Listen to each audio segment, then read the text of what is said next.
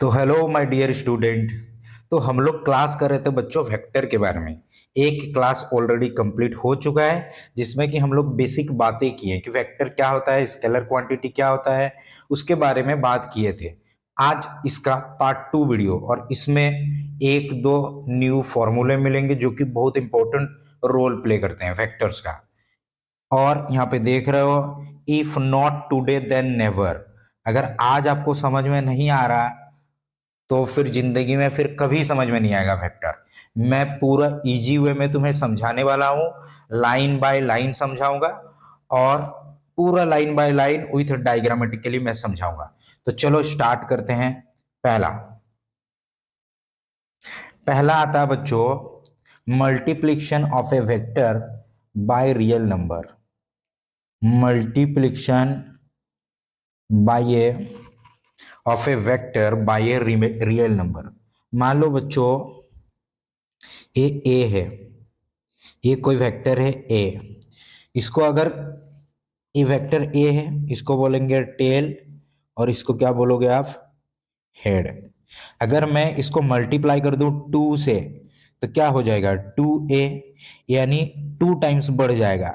ए पहला हुआ, फिर यहां से और दूसरा, मतलब टू टाइम्स इंक्रीज हो गया, तो इसको क्या बोलेंगे, टू ए। यानी मल्टीप्लाई करने से, कोई भी रियल नंबर अगर मल्टीप्लाई करते हो तो वेक्टर का जो मैग्नीट्यूड होता है, जो मैग्नीट्यूड होता है वो क्या होता है बच्चों, इंक्रीज होता है। ओके, बाय मल्टीप्लाइंग, बाय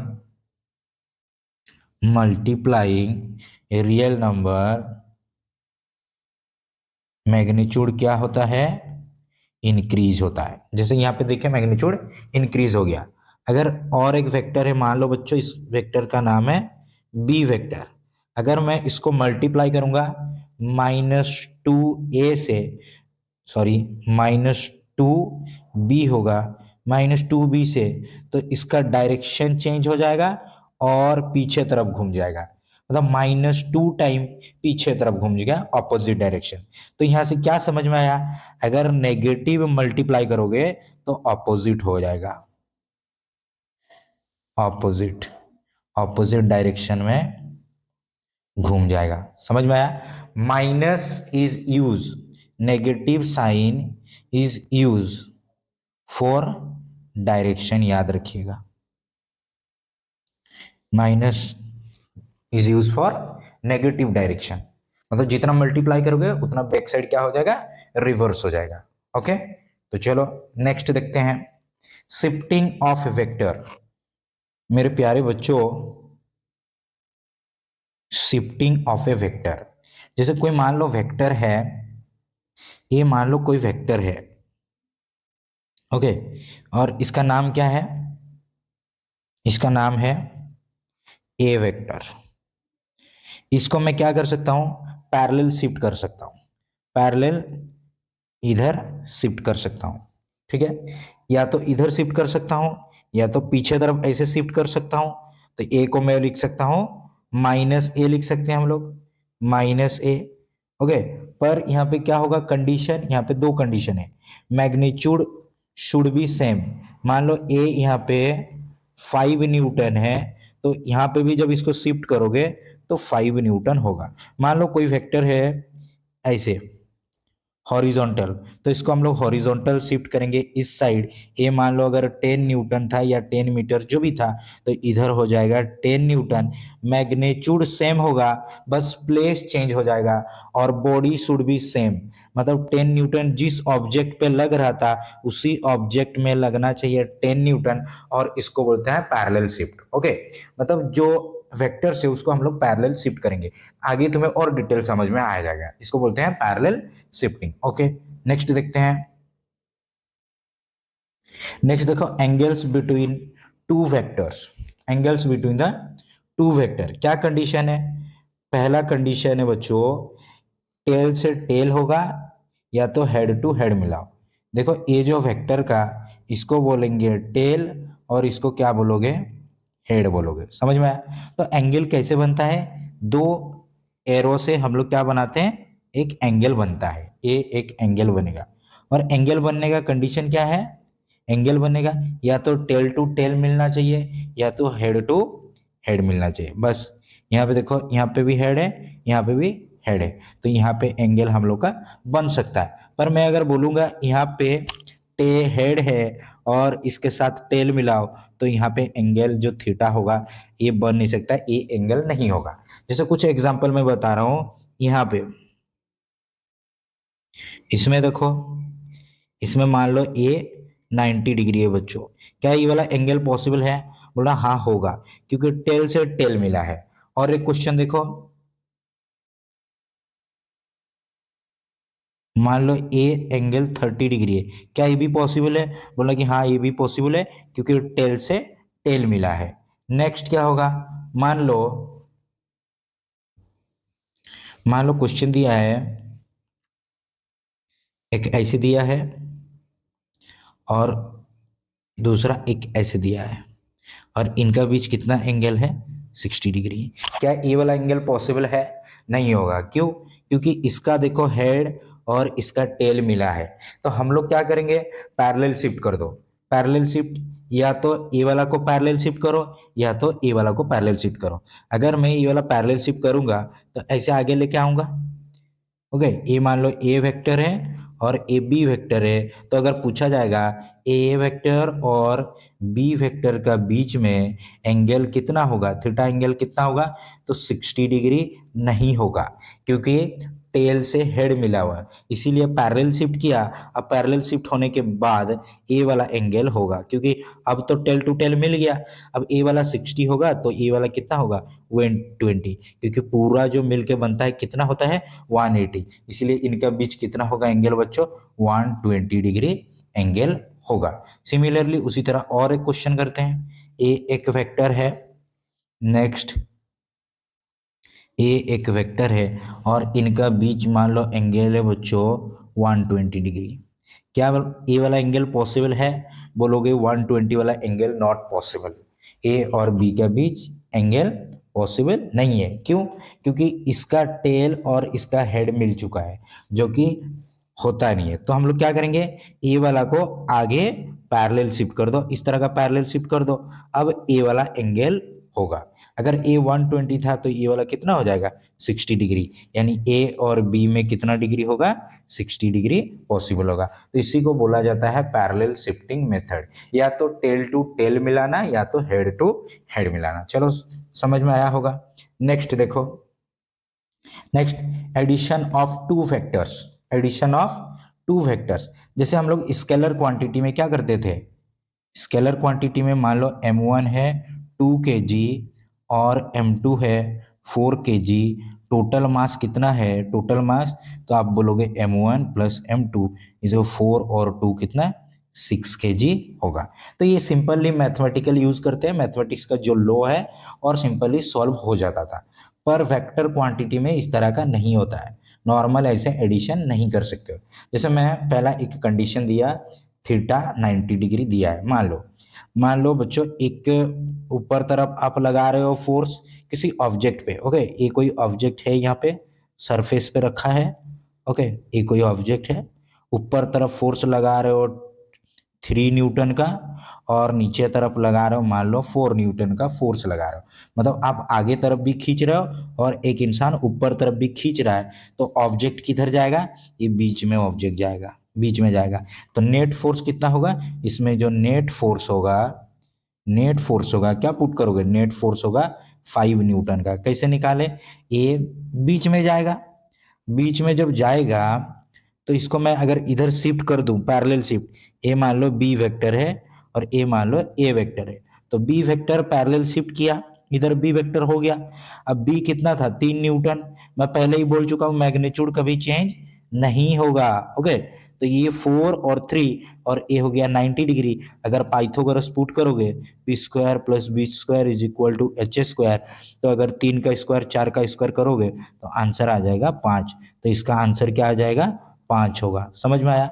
इसी तरह हम लोग सॉल्व करेंगे, 90 डिग्री वाला पाइथागोरस पुट करके निकाल दोगे 0 डिग्री। अब ध्यान से सुनना, दो अगर वेक्टर का बीच 0 डिग्री का एंगल हो, ध्यान सुनना, ये कोई ऑब्जेक्ट है, मैं आगे तरफ एक फोर्स लगाया 10 न्यूटन का, और फिर दूसरा फोर्स लगाया 20 न्यूटन का। दोनों फोर्स में एंगल कितना है? तो आप बोलोगे सर 0 डिग्री का एंगल है, क्योंकि दोनों एक ही डायरेक्शन में जा रहा है ना, तो 0 एंगल होगा। समझ में आया? तो इस टाइम टोटल जो नेट फोर्स क्या होगा बच्चों? दोनों को जोड़ देना है। क्या करना है? जोड़ देना है, यानी 10 + 20 = 30। आप एक बार सोच के देखो ना, अगर इस बॉक्स को दोनों आगे तरफ खींचेंगे तो टोटल फोर्स कितना होगा?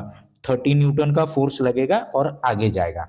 नेक्स्ट देखो, 2 कंडीशन हुआ। नेक्स्ट 3 वाला कंडीशन देखो, 180 जब होगा। मान लो बच्चों ये सरफेस में ये वाला ऑब्जेक्ट है, इस ऑब्जेक्ट में कोई इंसान इधर पीछे तरफ खींच रहा है 20 न्यूटन से, और आगे तरफ खींच रहा है 5 न्यूटन से। तो मुझे बताओ ये ऑब्जेक्ट किधर जाएगा? इधर ज्यादा फोर्स लग रहा है, लेफ्ट तरफ ज्यादा फोर्स लग रहा है, तो उधर ही मूव करेगा, यानी मूव करेगा किधर? लेफ्ट की तरफ। ओके, लेफ्ट की तरफ मूव करेगा क्योंकि ज्यादा फोर्स। तो एफ नेट फोर्स कितना होगा? टोटल फोर्स कितना होगा? बोलोगे 20 न्यूटन माइनस 5 न्यूटन, तो टोटल कितना हुआ? 15 न्यूटन का फोर्स से आगे तरफ बढ़ेगा। यानी दोनों अगर ऑपोजिट डायरेक्शन में लगेगा, ऑपोजिट डायरेक्शन में होगा, तो हम लोग का नेट फोर्स जो होगा F2 माइनस F1 होगा। ओके, और अगर दोनों सेम डायरेक्शन, ये वाला क्या था?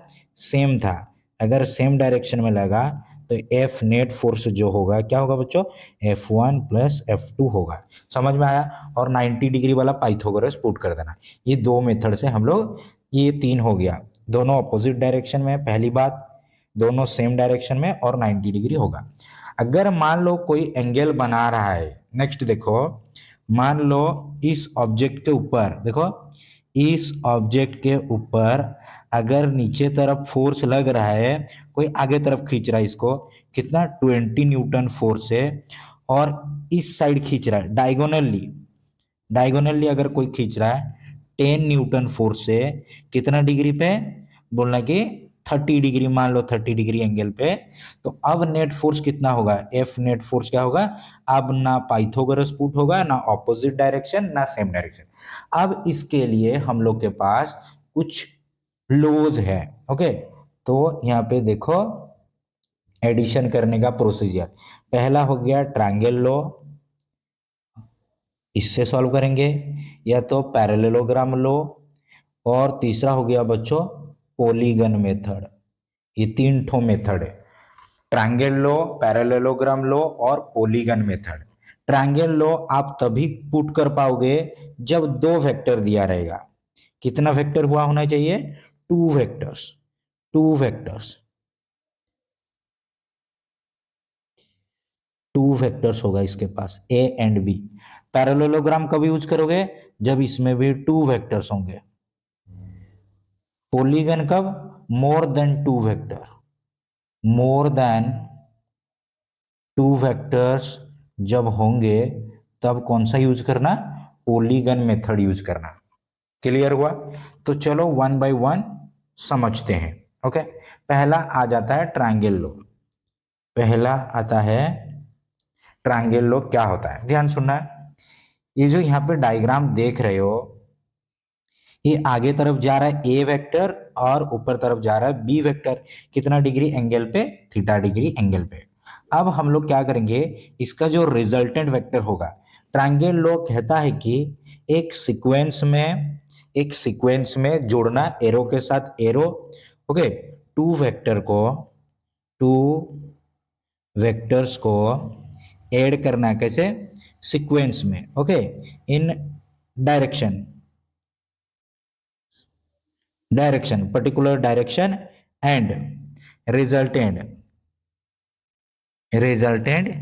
In opposite direction. देखो कैसे, एक सीक्वेंस में होनी चाहिए। बी को क्या करूंगा? पैरेलल शिफ्ट कर दो। ये जो बी देख रहे हो, इसको हम लोग पैरेलल शिफ्ट करेंगे तो कैसे होगा? इस तरह का होगा। ये बी हो गया, पैरेलल शिफ्ट हो गया। बोलो समझ में आया क्या? ये पैरेलल शिफ्ट हो गया। और जो रिजल्टेंट होगा, पहला का टेल और आखिरी के साथ हेड के साथ मिला देना, इसको बोलते हैं रिजल्टेंट, जो सम होगा। ओके, यानी फर्स्ट का टेल और सेकेंड का हेड के साथ जोड़ देना, कनेक्ट करना, तो वी विल गेट, क्या देगा, रिजल्टेंट वेक्टर। यहाँ पे एक न्यू टर्म आ गया, रिजल्टेंट वेक्टर, जिसको कि हम लोग आर से डिनोट करते हैं। तो R vector is equal to क्या होगा, A vector plus V vector होगा। क्लियर बच्चों, यहाँ तक समझ में आया क्या? अब ए वाला एंगल इनका बीच कितना था, थीटा। अब ध्यान से सुनो, ए वेक्टर को थोड़ा सा हम लोग बढ़ा देते हैं, एक्सटेंड किया, थोड़ा सा एक्सटेंड किया, और फिर यहाँ से हम लोग परपेंडिकुलर ड्रॉ कर दिया। क्या इतनी बातें क्लियर हुआ? आगे बढ़ा दिया और परपेंडिकुलर ड्रॉ किया। मैं यहाँ पे एक कॉन्सेप्ट में तुम्हें समझा रहा हूँ, ध्यान से सुनना। डायगोनल दो चीज से मिलके बनता है। ओके, डायगोनल जो लाइन होता है उसका दो कंपोनेंट होता है, एक हॉरिजॉन्टल कंपोनेंट और एक बच्चों वर्टिकल कंपोनेंट।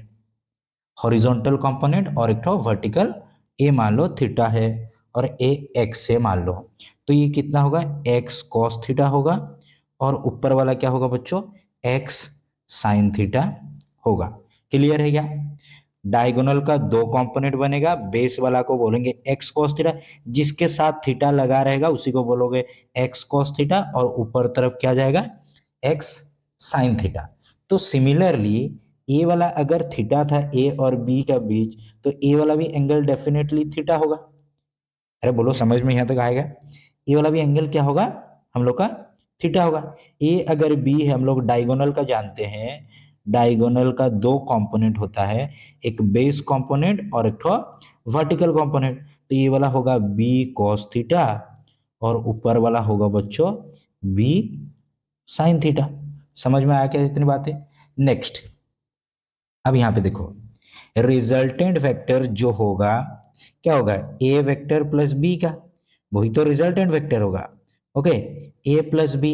देखो इस राइट एंगल ट्रायंगल में नाम अगर दो देखो, ओ पी और Q, O P Q right angle triangle में पाइथागोरस से अगर पुट करोगे तो ओपी का स्क्वायर प्लस पी क्यू का स्क्वायर इज इक्वल टू क्या होगा, रिजल्टेंट का स्क्वायर आर स्क्वायर। ओपी कितना दिया बच्चों, ओ से लेके पी कितना है, A plus B cos theta, B cos theta पूरा का होल स्क्वायर। पी क्यू कितना दिया है, बी साइन थीटा का होल स्क्वायर। क्लियर है क्या? अब इसको थोड़ा सा सॉल्व करते हैं। ये ए प्लस बी का होल स्क्वायर पुट करना है, S square plus B square cos square theta plus two A B cos theta plus B square sine square theta. मैं अगर देखूंगा A square plus two A B cos theta plus B square sine square theta plus B square cos square theta, A square plus two A B cos theta, यहाँ से common लेके जाओ, B square तो होगा sine square theta plus cos square theta. अब A square plus two A B cos theta plus B square, क्योंकि इसका तो वन होता है, sine square plus cos square theta one, यानी आर स्क्वायर का हमें क्या फॉर्मूला मिला, A square plus B square plus two A B cos theta. ये वेरी वेरी इंपॉर्टेंट फॉर्मूला है, याद रखना। ओके, मैं लास्ट में लिख दूंगा। यानी जो रिजल्टेंट वेक्टर होगा बच्चों, इसका फॉर्मूला क्या होगा, मैं स्मॉल में लिख दे रहा हूँ, A square plus B square plus two A B, two A B cos theta क्या होगा, equal to R square. Resultant vector हमें मिल गया।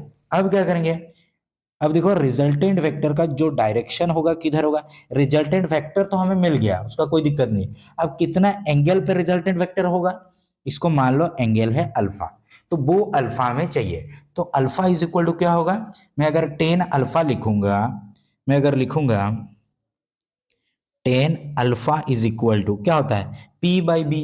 पी क्या होता है, बी साइन थीटा है by A plus B cos theta. ये दो फॉर्मूला स्टार मार्क किए, ये भी स्टार मार्क। जैसे यहाँ पे एग्जांपल देके मैं तुम्हें एक क्वेश्चन समझा रहा हूँ, ध्यान सुनना। ए मान लो बच्चों कितना है, 3 है, और ए वाला कितना है, 4 है, और इनका बीच है 30 डिग्री। तो रिजल्टेंट क्या होगा, रिजल्टेंट क्या होगा, रिजल्टेंट का हमें पता है 3 का स्क्वायर 4 का स्क्वायर प्लस 2 × 3 × 4 × cos 30, और इसका ए आर स्क्वायर था, या तो इधर रूट लगा दो। 3 का स्क्वायर 9, 4 का स्क्वायर 16, 4 तिया 12 दूना 24, और cos 30 कितना होता है, √3/2। कितना होता है, √3/2।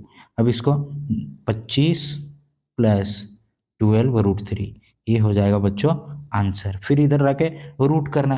अगर हम लोग इसी क्वेश्चन में टेन अल्फा निकालेंगे, जो एंगल होगा बी साइन थीटा, बी कितना है 3, 3 sine 30 degree by 3 4 plus 3 cos 30। समझ में आया, इसमें क्या था, ए वाला 3 जो था ये बी था, और नीचे वाला क्या था, ए था, और जो 30 डिग्री क्या था, वो एंगल था थीटा। समझ में आया। इसी तरह क्वेश्चन नेक्स्ट सेशन में हम लोग ओनली क्वेश्चन करेंगे। तो एग्जाम में आएगा अगर ट्रायंगल लॉ, जो कि बहुत इंपॉर्टेंट रोल प्ले करता है, तो आप इसी तरह हम लोग लिखेंगे। पहला यहाँ पे ये वाला एक फॉर्मूला बहुत इंपॉर्टेंट वाला मिला, दूसरा टेन अल्फा, जो कि रिजल्टेंट कितना डिग्री का एंगल बनेगा। ओके, नेक्स्ट यहाँ पे देखो दो कंडीशन दिया है। ये कंडीशन को देखो बच्चों, पहला कंडीशन, अगर थीटा 180 डिग्री है, तो पहले ही हम लोग जानते हैं अगर किसी ऑब्जेक्ट में आगे तरफ एक जन खींच रहा है और एक जन पीछे तरफ खींच रहा है, तो इनका बीच कितना डिग्री है, 180 डिग्री। अगर 180 डिग्री है तो रिजल्टेंट क्या होगा, A square plus B square plus 2ab cos theta, यानी कोस 180 डिग्री का रूट अंडर, यानी A square plus B square cos 180 -1, यानी -2ab, और उसका बच्चों रूट अंडर। तो ये क्या हो गया, a माइनस बी का होल स्क्वायर, जो कि इसका रूट अंडर, तो आंसर आ जाएगा a माइनस बी। और हम लोग पहले भी देख चुके हैं, अगर इधर 20 होगा इधर 10 होगा, तो आंसर कितना होता था, 10 होता था। कितना आता था, नेट फोर्स कितना आता था, 10 आता था। तो यहाँ पे भी देखो a माइनस बी आया। सिमिलरली 90 डिग्री पुट करके देखो, 90 डिग्री अगर पुट करके देखे कहाँ पे सॉल्व किया जाए। ओके, नेक्स्ट स्लाइड में कर देते हैं। ओके, नेक्स्ट स्लाइड में यहाँ पे देखो, मान लो ये 90 डिग्री है, ये कोई ऑब्जेक्ट है। ओके, ऊपर तरफ आप फोर्स दिए 3, और नीचे तरफ दिए 4 न्यूटन का फोर्स दिए, तो ऑब्जेक्ट किधर जाएगा देखते हैं। तो नेट फोर्स जो होगा, रिजल्टेंट फोर्स जो होगा, ए स्क्वायर, मतलब A square plus B square plus 2ab cos 90, यहाँ पे 90 डिग्री है, और इसका रूट अंडर। ए कितना है, 4 का स्क्वायर बी, 3 का स्क्वायर प्लस 2 × 4 × 3, और कोस 90 कितना होता है, 0, यानी हो गया 4 का स्क्वायर 16, 9, और ये तो हो गया 0। तो आंसर आ जाएगा 25 का रूट अंडर आएगा बच्चों रिजल्टेंट 5, जो कि हम लोग पाइथागोरस से भी निकाल सकते हैं। 3 और 4 का 5 न्यूटन फोर्स आता है, इससे भी मिला, यानी ये 100% क्या है, सही है फॉर्मूला। क्या इतनी बातें आप लोग को समझ में आया। ओके, नेक्स्ट देखते हैं दूसरा जो मेथड्स है, उस मेथड का नाम है पैरेललोग्राम लॉ। ट्रायंगल लॉ और पैरेललोग्राम लॉ दोनों पूरा सेम है। क्या है, दोनों पूरा सेम है, ध्यान से सुनना। पैरेललोग्राम क्या है, मान लो ए वेक्टर का नाम है ए, और इसका बच्चों नाम है बी। तो हम लोग इसको पहले इधर शिफ्ट करते थे, इसको शिफ्ट करते थे, है कि नहीं, ट्रायंगल लॉ में, फिर एक्सटेंड करके बढ़ाते हैं। तो अब ऐसे ना करके क्या मैं ए को शिफ्ट कर सकता हूँ, ए को अगर पैरेलल शिफ्ट करूंगा तो इस तरह का आएगा ए। अब रिजल्टेंट इधर से इधर होगा, ये आर रिजल्टेंट होगा, जो कि क्या होगा, बी प्लस ए वेक्टर का होगा रिजल्टेंट। यानी पैरेललोग्राम में भी सेम आएगा। इसको फिर एक्सटेंडेड इधर पीछे तरफ से करोगे, फिर यहाँ से परपेंडिकुलर ड्रॉ करोगे, तो आंसर पूरा सेम आएगा। आर का जो आएगा S square plus B square plus 2ab cos theta का रूट अंडर, ओके। और टेन अल्फा जो है वो आएगा B sine theta by A plus B cos theta. यानी जो पैरेललोग्राम लो है वही ट्रायंगल लो है, दोनों पूरा सेम है। नेक्स्ट क्या है, यहाँ ये जितना भी यहाँ पे हम लोग कर रहे थे, यहाँ पे कितना वेक्टर लेते थे, टू वेक्टर्स, टू वेक्टर्स लेते हैं ए और बी, ए वेक्टर और क्या लेते थे बच्चों, बी वेक्टर। अब देखो पॉलीगन मेथड में क्या होगा, ओके। पॉलीगन मेथड तभी यूज करोगे जब दो से ज्यादा होगा। मान लो एक वेक्टर है बच्चों, इधर ए वेक्टर है, ओके, नेक्स्ट इधर बी वेक्टर है, और नेक्स्ट इधर सी वेक्टर है, और इधर डी वेक्टर है, इस तरह का है। तो इनका पॉलीगन मेथड क्या कहता है, एक सीक्वेंस ऑर्डर में लगाओ, जितना भी वेक्टर्स है एक सीक्वेंस ऑर्डर में लगाओ। अगर सीक्वेंस ऑर्डर में लिखोगे एक, दो, फिर नेक्स्ट क्या है, तीन, ए बी सी हो गया, और ए हो गया डी। तो ये क्या हो गया, पहला ए, बी वेक्टर, सी वेक्टर और डी वेक्टर। फाइनल जो रिजल्टेंट होगा, पहला का टेल और आखिरी का हेड के साथ मिला देना, वो हमें रिजल्टेंट देगा। रिजल्टेंट क्या मिलेगा हमें, A vector plus B vector plus C vector और प्लस बच्चों डी वेक्टर हमें मिलेगा।